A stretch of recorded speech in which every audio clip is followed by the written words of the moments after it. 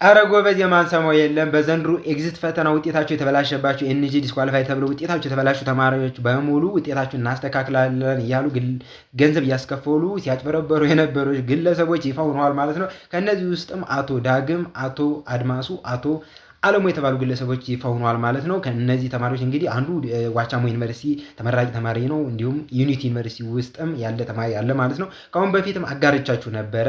እንደዚህ እያጭበረበሩ እያስከፈሉ የሚያጭበረብሩት ግለሰቦች አሉት። ከነዚህ ተቆጠቡ ብዬም እንዲሁም ቴሌግራም ተንፖስተው ነበር። ስለዚህ ሙሉ መረጃውንና እነማን እንደሆኑ ፎቶውን ሳይቀር ማየት ከፈለጋችሁ በዚህ ቴሌግራም ገብታችሁ ይኸው እዚህ የጻፍኩትን ቴሌግራም ገብታችሁ እነማን እንደሆኑ መረጃውን ማግኘት ትችላላችሁ ማለት ነው። ከአሁን እንግዲህ ከእንግዲህ በኋላ ከነዚህ ነገር ተቆጠቡ፣ ገንዘብ እየከፈላችሁ እናስተካክላለን እያሉ ማለት ነው። ለጓደኞቻችሁ እንዲደርስም ሼር፣ ኮፒ ሊንክ፣ ሪፖስት አድርጋችሁ አድርሱላቸው። አሁንም እንዳይጭበረበሩ። ምክንያቱም አሁንም ትምህርት ሚኒስቴር ራሱ አልጨረሰም አስተካክሎ ገና በሂደት ላይ ነው ያለና፣ ስለዚህ አሁንም እንዳትጭበረበሩ ለጓደኞቻችሁ ድርሱላችሁ።